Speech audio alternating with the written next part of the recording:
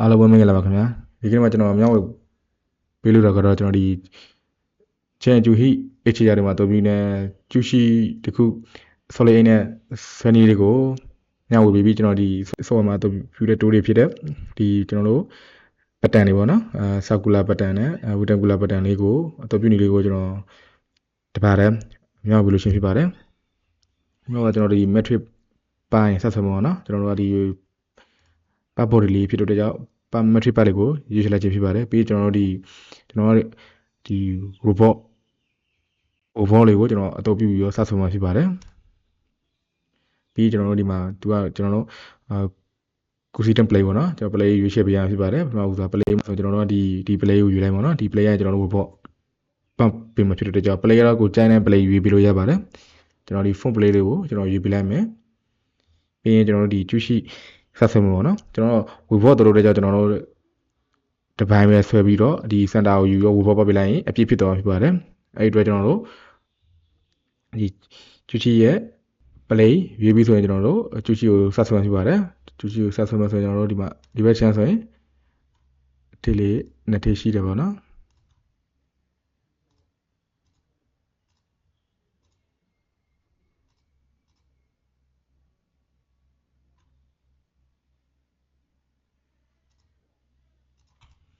ပြီးရင်ကျွန်တော်တို့ဒီကောင်ကို symmetric dimension နဲ့ကျွန်တော်ထိုးချင်းတယ်ပေါ့နော်ဟိုဝီဒီယိုနဲ့မထိုးချင်းဘူးdiameter နဲ့တခါတည်းထိုးချင်းနေဆိုရင်ကျွန်တော်တို့ဒီမှာဒီ symmetric diameter dimension တကတိုးလေးကိုအသုံးပြုမှာဖြစ်ပါတယ်အဲ့ကောင်လေးကြီးမို့ဆိုကျွန်တော်တို့ကပထမဦးစွာကျွန်တော်တို့ဒီ center line ရင်စိုက်ရောမှတယ်ပြီးရင်ကျွန်တော်ဒီကိုထိုးချင်းတဲ့ line လေးကိုတွားတယ်ပေါ့နော်အဲ့ line လေးထိုးချင်းမို့ဆိုကျွန်တော်တို့ပထမဦးစွာကျွန်တော်ဒီ center လေးပေါ့နော်ဦးစားဒီ center လေးကိုယူတယ်ပြီးရင်ကျွန်တော်တို့ကိုထိုးရှင်တဲ့ line လေးကိုတွားတာပေါ့နော်အဲ့မှာဆိုရင်ကျွန်တော်တို့ symmetric diameter တစ်ခါတည်းထိုးလို့ရတာပေါ့နော်အဲ့မှာကျွန်တော်တို့က diameter ဘယ်လောက်လဲဆိုရင် OD က1480တစ်ခါတည်းတွားတယ်ပြီးရင်ဒီကနေဒီ diameter ဘယ်လောက်လဲပေါ့နော်အဲ့ဆိုကျွန်တော်ဒီကနေဒီကိုတွားတယ် diameter အဲ့ကောက်ကအနောက်ဘက်ခြမ်းက1200 okay ရပြီပြီးရင်ကျွန်တော်ဒီကနေဒီကဘယ်လောက်လဲပေါ့နော်ဒီကကျွန်တော်က1290 okay ဆက်လက်ပြီးကျွန်တော်တို့ဒီရရင်ဒီကကျွန်တော်တို့190 okay အဲ့တော့ဒီက dimension line လေးပြည့်စုံရပြီအပြီးဒီက2လေးပေါ့နော်2ကတိတ်ကနေဘယ်လောက်ရှိလဲဆိုရင်ဒီကနေဒီကကျွန်တော်တို့ 4.8 ပေါ့နော်ဒါဒီမှာအဲ့ရကျွန်တော်တို့ follow line လာတာပေါ့နော်ဒီကနေဒီကိုဆိုရင်ကျွန်တော်တို့ 6.4 okay ဒီရင်ဒီကိုဆိုရင်ကျွန်တော်တို့ 4.8 okay အဲ့ဆိုရင်ဒီရင်ဒီကိုဆိုကျွန်တော်တို့ဘယ်လောက်ရှိလဲဆိုရင်100တော့ရပြီဆိုရင်ကျွန်တော်တို့ကအခုက robot တိုးထားတယ်ဆိုတော့เนาะကျွန်တော်တို့ center line လေးယူဖို့ဖြစ်ပါတယ်ဒီမှာဆိုရင်ကျွန်တော်တို့ exit of evolution เนาะ robot ပေါက်တဲ့ကျွန်တော် exit line လေးယူပေးရမှာကျွန်တော်တို့ကဒီဒီကောင် center ထားကြီးပတ်မှာဆိုတော့ဒီ line လေးကို exit line လေးသတ်မှတ်ပေးလိုက်တယ်ပြီးရင်ကျွန်တော်တို့ဒီမှာ close sketch ဆိုတဲ့လေးကိုလုပ်ပေးလိုက်ပြီးရင်ဒီကောင် robot ဖြစ်တဲ့တော့တဘာပေါ့เนาะတဘာမှာကျွန်တော်တို့ကဒီမှာဆိုရင်ကျွန်တော်တို့ဒီကောင်လေးစတာကို work key point ပေါ့เนาะ work key point လေးယူပြီးရင်ဒီကောင်ဆိုရင်360အပြည့်ပတ်မှာဆိုရင်ဒီကောင်လေးကိုရွေးပေးလိုက်ရင်360အပြည့်ပတ်မှာเนาะဒီကောင်လေးကျွန်တော်ကိုပတ်ချင်တဲ့180နဲ့ပတ်မလား90ပတ်မလားဆိုတာဒီကောင်လေးကိုရွေးပတ်ပဲကျွန်တော်က360အပြည့်ပတ်မှာဆိုတော့ဒီကောင်လေးကိုကျွန်တော်ရွေးပေးလိုက်ဖြစ်ပါတယ်အဲ့ဆို360အပြည့်ပတ်သွားပြီပေါ့เนาะအဲ့ကျွန်တော်တို့ one click လေးကိုနေပေးလိုက်ရင်ဒါကျူရှိရဲ့2လေးတစ်ခုရပါပြီပေါ့เนาะပြီးရင်ကျွန်တော်တို့ဒီ hole လေးဖောက်မှာเนาะ hole လေးဖောက်မှာကျွန်တော်တို့ဒီဘုတ်ဟိုပေါ့เนาะဘုတ်ဟိုအရင်ဖောက်မယ်ဘုတ်ဟိုကျွန်တော်တို့ကဒီ circular pattern လေးကိုအသုံးပြုဖောက်မှာပေါ့နော်အဲ့ဒါလေးမသုံးခင်ကျွန်တော်တို့ပထမဦးဆုံးဟိုလေးတစ်လုံးဖောက်မှုလို့တော့ပေါ့နော်ဟိုလေးဖောက်မှုဆိုရင်ကျွန်တော်တို့ဒီမှာဟိုလေးကိုရွေးပေးရဖြစ်ပါတယ်ဒီဟိုလေးကိုရွေးမယ်ကျွန်တော်ပြီးဗယ်မျက်နှာပြင်ရင်စဖောက်မှာပေါ့နော်ကျွန်တော်ကဒီနေရာမှာဖောက်မှာတွေ့တဲ့ဒီနေရာလေးကိုရွေးပေးရမှာဖြစ်ပါတယ်အဲ့ပြီးဟိုကဘလောက်ဆိုင်နေပေါ့နော်ဟိုကဘလောက်ဆိုင်နေဆိုကျွန်တော်ဒီမှာ metric နဲ့ပဲတွားလိုက်မယ်မီလီမီတာပေါ့နော်ဟိုကကျွန်တော်တို့35 millimeter ဟိုပေါ့နော်။မှာဆိုကျွန်တော်တို့တနေရာမှာတင်ပေးရအောင်နော်။အဲ့မှာဆိုကျွန်တော်တို့ဒီ PCD ပေါ့နော်။ဘို့ circuit diameter သိဖို့လို့တော့နော် BCD ကိုကျွန်တော်တို့ဆယ်ပေးမယ် BCD ဆယ်မယ်ဆိုတော့ BCD ရဲ့ dimension လေးကကျွန်တော်တို့က1380ပေါ့နော်ပြီးရင်ဒီ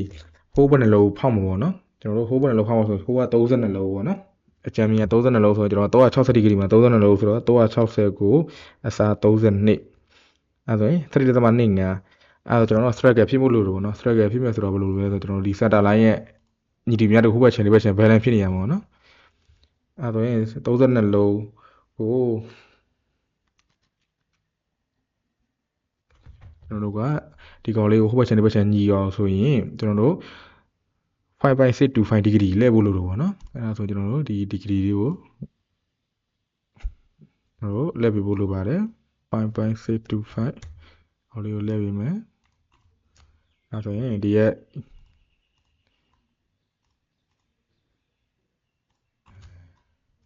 ပြီးရင်ဒီ hole လေးကကျွန်တော် hole လေးရဲ့ center လေးဒီဘက်ကိုရွှေ့မယ်ဆိုရင်ဒီ connect ဆိုတဲ့ဟာလေးကိုတုပ်ပြီးတော့ကျွန်တော်တို့ဒီဘက်ကိုရွှေ့ပြီးလို့ရတယ်အဲ့ဆိုဒီကောင်လေးကကျွန်တော်တို့ဒါ construction line ပေါ့နော်မတော်ဘူးဒီ line တွေက construction line ပြောင်းမှဆိုကျွန်တော်ဒီကောင်လေးကို construction line ပြောင်းလိုက်ဒါဆိုကျွန်တော်တို့ကိုရှင်းတဲ့ BCD ပေါ်မှာကိုယ့်ရဲ့ hole လေးကရှိနေတယ်ပေါ့နော်အဲ့တိုင်းကျွန်တော်တို့ဖောက်ပေးလိုက်မယ် okay အဲ့တော့တလို့ရပါပြီဒီအလုပ်လေးကျွန်တော်တို့ circular pattern လေးကိုအသုံးပြုမှာပေါ့နော်အဲ့ဆိုရင်ကျွန်တော်တို့ circular pattern လေးကိုအသုံးပြုမှာဆိုဒီမှာ pattern ရှိတယ်ပေါ့နော် pattern အောက်ကဒီ pattern လေးကိုဝင်လိုက်ဝင်ပြီးသူကကို pattern ပွားချင်တဲ့ကောင်လေးကို select မပေးဖို့လို့တော့နော်ကျွန်တော်ဒီ hole လေးကို pattern ပေါ်မှာဆိုဒီ hole လေးကိုကျွန်တော်တို့လက်ကလေးအရင်သွားပြီးရင်ကျွန်တော်တို့ဒီမှာအမှန်ရှိလေးကိုနေလို့ရသလို wine ကလေးတွေကိုနေလဲရတယ်ပြီးရင်ဘယ် plate တိုင်းပတ်မလဲပေါ့နော်အဲ့တော့ကျွန်တော်ဒီ plate တိုင်းပတ်မယ်โอเคပြီးရင်ဒီမှာကျွန်တော်တို့ရွေးရမှာနော်ဒီ feature နဲ့မှာကျွန်တော်တို့က rectangular နဲ့ပတ်မလားcircular pattern နဲ့ပတ်မလားပေါ့နော်အဲကျွန်တော် circular pattern နဲ့ပတ်မှာဆိုတော့ကျွန်တော် circular pattern လေးကိုရွေးပေးလိုက်တယ်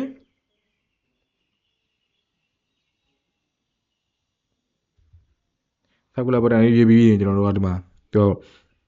ဒီအောက်မှာဖတ်လိုက်ရတယ်ကျွန်တော်တို့ click for the center point ပေါ့နော် the pattern circle ပြီးတော့ center point ကိုကျွန်တော်တို့မှားပေးလိုက်မယ်ပြီးရင် end point ကိုအစုံပေါ့နော်ကျွန်တော်တို့ဒီ hole ရဲ့ center ကိုကျွန်တော်တို့ရတယ်လို့ကျွန်တော်တို့ဒီအပေါ်မှာဒီ 3D ရဲ့ရိုက်ထည့်လိုက်ရတာเนาะကျွန်တော်တို့ဒီ hole center ကိုသွားလိုက်မယ်အဲဆိုရင်သူကရပါပြီပေါ့เนาะသူရဲ့ဒီသူပတ်မဲ့ circular ရဲ့ diameter နဲ့ value လေးရမှာเนาะပြီးရင်ကျွန်တော်တို့ဒီမှာပတ်မှာเนาะဒီမှာပတ်မှာဆိုရင်ကျွန်တော်ဘယ်နှလုံးပတ်မှာเนาะ count အရေးအတွက်ကျွန်တော်ဘယ်နှလုံးပတ်မှာဆိုကိုလို့ရှိနေ6လုံးဖြစ်10လုံးဖြစ်12လုံးဖြစ်ကျွန်တော်က30လုံးသွားမှာဆို30ရိုက်မယ်ပြီးရင်အတိုင်းနှိပ်ပေးလိုက်မှာပေါ့เนาะအဲဆိုဒီမှာသူ32လုံးအတိအကျ circular pattern နဲ့ပေါင်းမှာဖြစ်ပါတယ်အဲ့တိုင်းနဲ့ကျွန်တော်တို့ပြီးရင်ကျွန်တော်တို့ close cut လေးကိုပိတ်ပေးလိုက်ရင်သူကျွန်တော်တို့ circular pattern လေးကိုအသုံးပြုတောင်းမှာဖြစ်ပါတယ်ဒီနေ့တိုင်းနဲ့ကျွန်တော် circular pattern ကိုအသုံးပြုလို့ရမှာဖြစ်ပါတယ်ပြီးကျွန်တော် rectangular pattern လေးအသုံးပြုဖို့ကိုများကိုပေးရှင်းပါတယ် rectangular pattern လေးသုံးဖို့လဲကျွန်တော်တို့ပထမဦးစွာကျွန်တော်တို့ hole လေး rectangular ပါမှာနော်အဲ့တော့ကျွန်တော် hole တစ်လုံးဆက်ဆက်ပဲ hole လေးကိုကျွန်တော်ပထမနေ့တိုင်းကျွန်တော်တို့ hole ဒီ hole နေလိုက်မယ် hole လေးကိုရွေးလိုက်တယ်ပြီးရင်ကျွန်တော်တို့ဒီကိုဆွဲလုံးနဲ့မျက်နှာပြင်ပေါ်ပေါ့နော် play ပေါ်ဖြစ်မျက်နှာပြင်ကျွန်တော်မျက်နှာပြင်ကဒီမျက်နှာပြင်မှာဆိုတော့ဒီမျက်နှာပြင်ကိုရွေးပေးလိုက်မှဖြစ်ပါတယ်ပြီးရင်ကျွန်တော်တို့ hole size လေးပေါ့နော် hole size လေးကကျွန်တော်ဒီ metric နဲ့ပဲတွားလိုက်မယ် millimeter နဲ့အဲ့တော့ကျူက 90.05 OD ဆိုတော့ကျွန်တော်ကျူ hole OD က 95.25 ထားလိုက်မယ် 0.2 clear run ပေါ့နော်ပြီးရင်ကျွန်တော်တို့ဒီ hole ကဒီ center ရဲ့ဘယ်လောက်မှရှိတယ်ဆိုတော့ကျွန်တော်တို့ပြီးရင်ကျွန်တော် dimension တိုင်းပြမယ်ဒီ center ရဲ့ဒီ hole center နဲ့900 okay ဒါကျွန်တော်တို့ hole အရေးတဲ့ပေါ်မူတည်ပြီး hole ရဲ့ဒီကျွန်တော်ဘယ်လိုပြောမလဲဆို hole ရဲ့ pitch ပေါ့နော် pitch ပေါ်မူတည်ကျွန်တော်အပြောင်းလဲချိနိုင်ပါတယ်ဒါတော့ကျွန်တော်အကြမ်းမြင်လေးပြပေးရှင်းတာဖြစ်တယ်ဒီ ID ကိုကျွန်တော်တို့ 12.5 ပေါ့နော်ဒီမှာကျွန်တော်ဟို90 degree အနေနဲ့ပြလိုက်ပါတော့ဒီမှာရဆို30 degree 45 degree 90 degree 60 degree ဆိုတော့ရှိတယ်ပေါ့နော်ဒီကျွန်တော်တို့ fluid ဝင်လာတဲ့အပေါ်မူဒီ hole တွေကပြောင်းသွားနိုင်တယ်ပေါ့နော်ဒီမှာကျွန်တော်90 degree တိုင်းပြတ်ပေးမှာပေါ့နော်ဒီမှာဒီတလို့ရပြီဒီ local လို့ရှိရင် distance တိုင်းလည်းရပြီဆိုကျွန်တော်တို့မဟုတ်ဆိုဒီ hole လေးကိုဖောက်လိုက်မှာပေါ့နော် okay ဟိုတလို့ရပြီကျွန်တော်တို့ပြီးရင်ကျွန်တော်တို့ဒီ hole လေးကိုမှကျွန်တော်တို့ကဒီအရှိကချမ်းဖာလေးအပါဖောက်ရှင်းနေဆိုရင်ကျွန်တော်ဒီ hole လေးကိုပြန်ဝင်လိုက်မယ် hole လေးကိုချမ်းဖာအပါဖောက်ရှင်းရင်ကျွန်တော်တို့ဒီမှာပထမဦးစွာကျွန်တော်တို့ဒီမှာ hole ဆိုင်ယူတဲ့အချိန်မှာပေါ့နော်ဒီမှာကျွန်တော်တို့start ချမ်းဖာပေါ့နော်အခြေဘက်ချမ်းကဘယ်လောက်ထားမလဲပေါ့နော်အခြေဘက်ချမ်းက45ဒီဂရီနဲ့ကျွန်တော်တို့က1လောက်ထားမှဆို1ထည့်ပြီးလို့ရတယ်အနောက်ဘက်ချမ်းကကျွန်တော်တို့က45ဒီဂရီပဲကျွန်တော်တို့က 0.5 ထားခြင်း 0.5 လေးပဲထားလို့ရပါတယ်ဒါကျွန်တော်တို့ပထမ hole စယူတဲ့ချိန်မှာတစ်ခါလဲထည့်ပြီးလို့ရတာပေါ့နော်အဲ့တိုင်းဆိုရင်ကျွန်တော်တို့ဒီ hole တွေကကျွန်တော်ချမ်းဖာတာအခါလဲပါပြီးသားဖြစ်တယ်ပေါ့နော်အဲ့တော့ကျွန်တော်တို့ဒီ hole လေးကိုကျွန်တော်တို့ပတ်တန်ပွားမှာနော်ဝီတန်ကူလာပတ်တန်အဲ့တော့ဝီတန်ကူလာပတ်တန်ကိုသွားမှချင်းဒီပတ်တန်အောင်းကဒီပတ်တန်ညာလေးနေတာပဲဒီပတ်တန်လေးကိုယူမယ်ပြီးရင်ကျွန်တော်တို့ဒီပတ်တန်ပွားခြင်းနဲ့ဒီ feature လေးကိုကျွန်တော်ယူမလို့ဒီကောင်လေးကိုပွားမတဲ့ဒီကောင်လေးကို select လက်ကလေးလေးနှိပ်လိုက်ပြီးရင်ကျွန်တော်တို့မှာအမြန်ကြီးလေးကိုနှိပ်လိုက်ရသလို white ကလေးကိုနှိပ်လိုက်ရတာအမြန်ကြီးလေးကိုနှိပ်ပေးလိုက်မယ်ပြီးရင်သူကပလိတ်တိုင်းပွားမှာနော်ပလိတ်တိုင်းပွားမှာဆိုဒီပလိတ်ပုံမှာပွားမယ်ပြီးရင်သူကဆောက်ကလာပတ်တန်နဲ့သွားမလားဝူတန်ကူလာပတ်တန်ကျွန်တော်တို့ဝူတန်ကူလာပတ်တန်နဲ့သွားမှာဖြစ်တဲ့ကြောင့်ဝူတန်ကူလာပေါ့နော်ပြီးရင်ကျွန်တော်တို့ကဒီပုံမှာဒီsticker option ယူလို့ရတယ် sticker option ဆိုတော့ကျွန်တော်တို့ဒီမှာဒီလိုပုံစံကိုသွားမလားဒါမှမဟုတ်ရင်ကျွန်တော်တို့ row column row တိုင်းဒီမှာsticker ပေါ့ hard offset ပေါ့မှာယူလို့ရတာပေါ့နော်ကျွန်တော်တို့ဒီမှာ include less column နောက်ဆုံး column တော့အပါတော်လို့ရတယ်မပါချင်လည်းရတယ်ဒီလို row တိုင်းပတ်တန်သွားချင်လည်းရတယ်ပြီးရင်ကျွန်တော်တို့ column တိုင်းပတ်တန်သွားချင်တဲ့ပုံစံကျွန်တော်တို့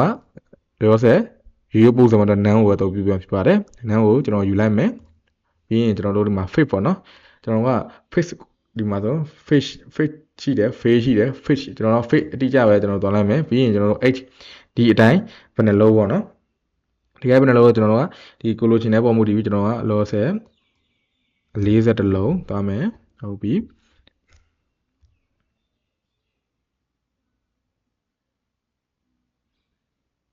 40လုံးသွားမယ်နောက်ကကျွန်တော်ပိတ်ပေါ့နော်ဒီတလုံးစနာလို့စနာကဘယ်လောက်ပိတ်က25ရှိတယ် y ကကျွန်တော်ဘယ်လောက်သွားမလဲဆိုရင်8လုံးအပေါ်ဝဲ8လုံးသွားမယ်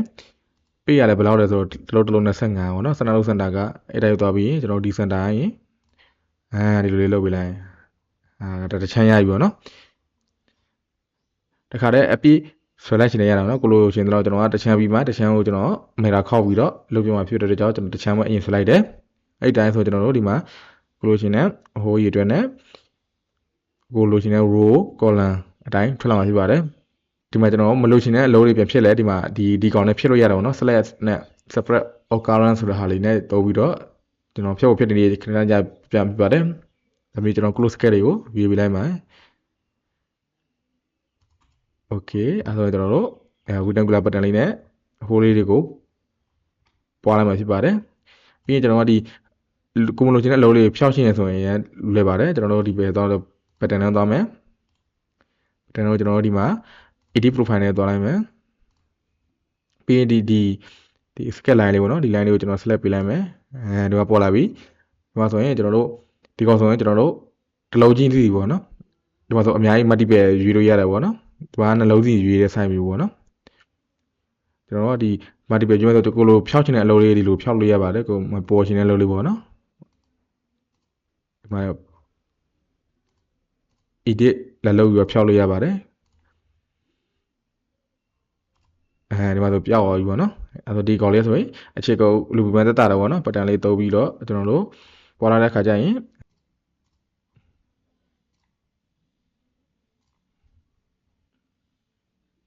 ပြီးကျွန်တော်ဒီဘက် channel လေးကိုကျွန်တော်မေရာခောက်ပြမှာပေါ့နော်အဲ့လိုကျွန်တော်မေရာလေးယူမယ်ပြီးရင်ကျွန်တော်တို့ဒီပတ်တန်တစ်ခုလိုကိုမေရာခောက်မှာဆိုပတ်တန်လေးယူမယ်ပြီးတော့ဒီအလုံးလေးလည်းအပပေါ့နော်အဲ့ဒါဒီအလုံးလေးကကျွန်တော်တို့ယူပြရဖြစ်ပါတယ်ပြီးရင်ကျွန်တော်တို့ဒီ one click off ဒီအမှန်ကြီးလေးကိုရေးပေးလိုက်မယ်ပြီးရင်သူကမေရာခောက်မတဲ့ play ပေါ့နော်သူကဘယ် play တိုင်းမေရာခောက်မှလဲဆိုကျွန်တော်တို့ကဒီမှာ play ဖုန်းမယ်ဒီ play တိုင်းပေါ့နော်ဒီ play ရဲ့စနမှာရှိတဲ့ play တိုင်းကျွန်တော်တို့မေရာခောက်လိုက်မှာဖြစ်တဲ့ကြောင့်ဒါဆိုသူအောက်ဘက်ကိုကျွန်တော်တို့ direction အညီနဲ့ကျွန်တော်တို့ distance အတူနဲ့မေရာလေးတစ်ခုဟိုးရမှာဖြစ်ပါတယ်။အဲ့ဒီတိုင်းကျွန်တော်တို့ကြိုးရှိကိုလေးနည်းများဆွဲနိုင်တော့ပြနိုင်မှာဖြစ်ပါတယ်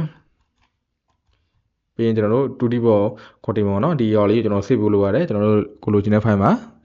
save လိုက်ရုပ်ပါပဲ file name လေးနဲ့ပေါ့နော်အားလုံးကျေးဇူးတင်ပါတယ်ခင်ဗျာ